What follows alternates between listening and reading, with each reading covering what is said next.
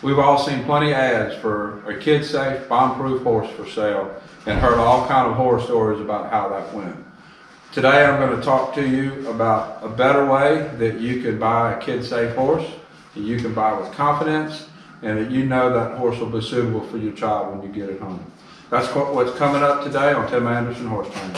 I'm not going to lie to you, this is going to take a lot of effort on your part. It's going to take some leg work, and it's going to take some time. But in the end, this will pay off for you, and you will end up with a horse that you know that you can buy with confidence and will be suitable for your child. So a good kid's horse is sold before it ever gets to a point where an ad is made and the horse is posted in a paper or online or someplace. What happens is those horses are sold just verbal, word to word. So what you have to do is you have to set yourself up to be at the right place at the right time to know about those horses that are coming up for sale. So before you start this look for a horse, talk to your child. Find out what they're interested in. Sit down with them and look at YouTube videos. Look at Facebook videos. Your child might have friends that already do something in the horse industry, or they might not. They might have seen something that they thought was interesting on a YouTube video and said, hey, that looks good. The main thing is you want to know what they're interested in so you can set them up for success going in the direction that they're interested in going in. If you have a child that's interested in doing one thing and you're pushing it towards another thing, they're never really going to be fully committed to whatever the one thing you're pushing them towards. Find out what they're interested in and really nurture that. Really bring that out in your child. Help them succeed in that. That's going to help your child build confidence. It's going to help them learn in an area that they're interested in. So, how would you set yourself up to be at the right place at the right time when one of those horses comes up for sale? The first thing you do is start going to shows or events that are similar to what your child would want to go to. Whether that is English, dressage, jumping, barrel racing, judged events, horsemanship, western pleasure, reining, whatever that event that your child is looking at going to, start going to those shows in your local area. Make notes of the horses that you see there, that you like, that look safe. Make notes of the owner's name, the child's name, and also make notes of the horses that you see the child having trouble with. Whether the horse is running off with them, rearing, anything that you know that you don't want to have to deal with when you get home. Find the horses you like, find the horses you don't like. Make a list, make notes. And maybe even get involved with the show organization a little bit. If it's a judged event, they're always looking for help setting up obstacles. They might ask for help in the office, ask for people operating the gate. Get involved with those shows. So you're going to learn the horses, you're going to learn the people, you're going to make notes of the good ones, you're going to make notes of the bad ones. And what you're trying to do is you're trying to set yourself up so that when a child is looking to move up to a more competitive horse, you'll be there at the right time in that place. Or if the child is looking at getting out of horses and going into dance or ball or something like that, and they're going to be selling the horse, you want to be there at the right place at the right time to pick that horse up. And you want to know every one of those horses and every one of those owners. So you're going to keep a log, make some notes. And also in the beginning stages of doing this, go by yourself. Don't bring your child with you, either you or you and your spouse. And you want to do those initial meeting the people without your child there. They're going to be willing to talk about the horse. All you have to do is walk up to them and say, hey, I really like your horse. Can you tell me about him? How old is he? Ask some good questions. How old is he? How long have you had him? Get to know everybody at the show. become friends with them. And I mean genuine friends, not just their horse shopping. Because when they get ready to sell that horse, chances are they're going to sell that horse to someone that they feel like they know is going to take care of that horse, and that they have a child that will ride that horse and use that horse. Horse owners that have good kids broke horses really enjoy seeing that horse with a child, that horse can teach that child how to develop and grow and learn how to ride a horse. So the owner wants that horse to go to a child that will use that horse, continue showing, and learn how to care for horses. So this whole process is going to take some time. It might take several months for you to find the right horse. But be patient. Wait for that right horse to come along. Don't settle for something that's not quite the right horse. Riding horses teaches your child so many life skills. It teaches them to care for an animal. It teaches them how to win. It teaches them how to lose.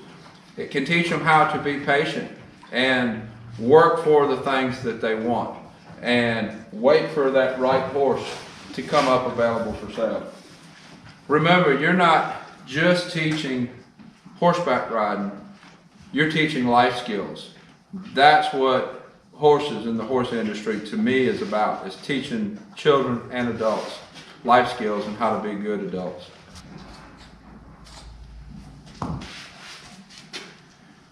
So after you made those first initial visits and met the people, learned their horses, then it's okay to start taking your child with you. Let them hang around, be around the horses, meet the other kids there. They might know one or two there, they might know some, they might know a bunch of them.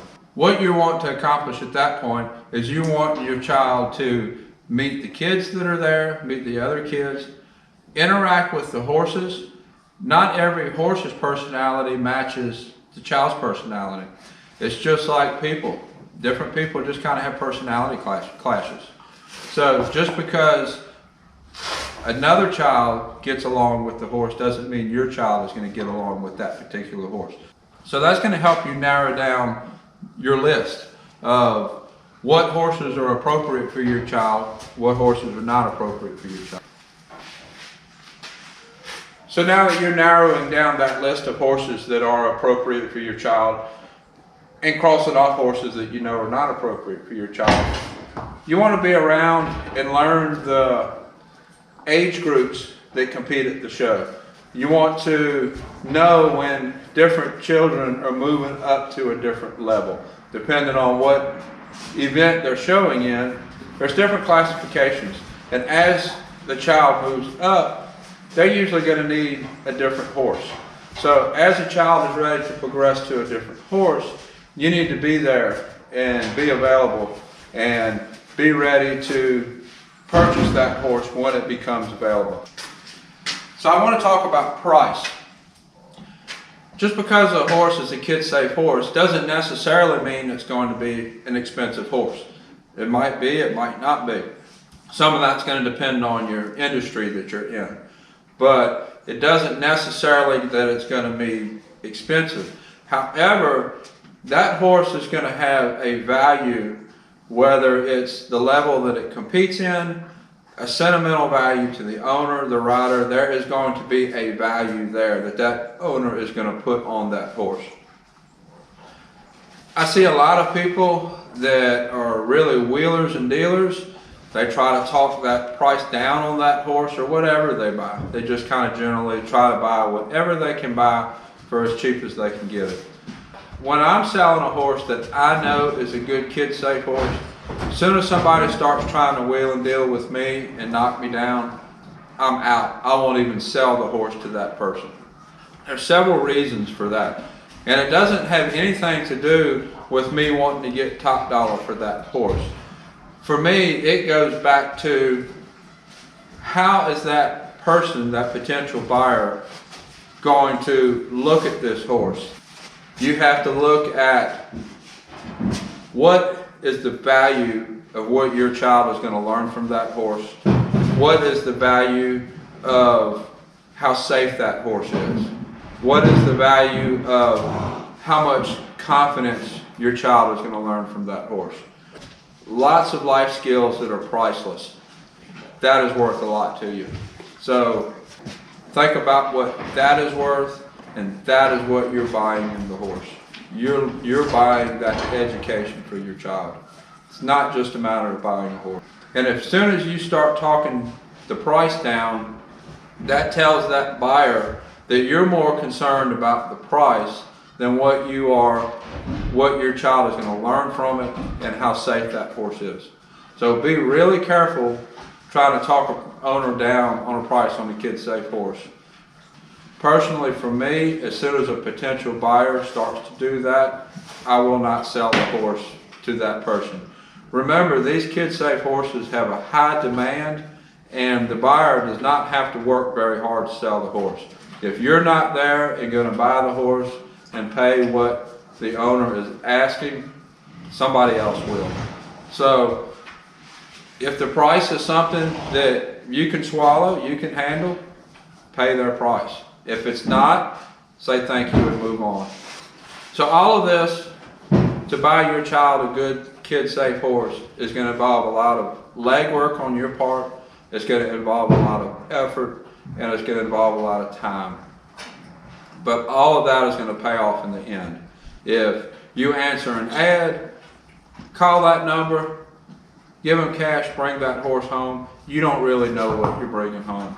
You spend time at events, seeing those horses, how they interact with the kids, you're going to know exactly what you're bringing home. And that, to me, is priceless. You know you're setting your child up for success and not for failure. So I want to thank you for watching today. And if you have any suggestions, thoughts, or comments, tell me about how you have bought horses for your kids or even for you in the past. What process do you like to do? And how has it worked out for you? What have you learned in buying horses? I know I've bought and sold quite a few horses, and I've helped owners buy and sell quite a few horses. So I've seen quite a few transactions. The things that I'm telling you to do in this video today will set you up for success. And it's all these transactions that I have seen and helped put together is how I learned how to buy and sell horses. So if you would, click the subscribe button if you like this video, and click the thumbs up, and that will help other people know that this is a video with value, that maybe they should watch it. And until next time, thank you for watching. So those of you that have been watching my channel for a while, you've probably noticed that I don't use any gadgets, any quick fix gadgets. I don't believe in them. Most of the tack that I use is pretty basic and straightforward. And I also don't have any corporate sponsors or endorsements or anything like that. But I do get quite a few messages from people asking me about the items that I do use. So what I'm planning on starting to do is, at the end of some of my videos, do a little bit of a product spotlight. I'm going to start talking about some of the products that I do use and why I use them. Most of them I'll be able to give you a link where you can find those items to order them online. And if there's any items that you have seen me use that you would like to know more about, put it in the comments below, and I'll make sure I include those items.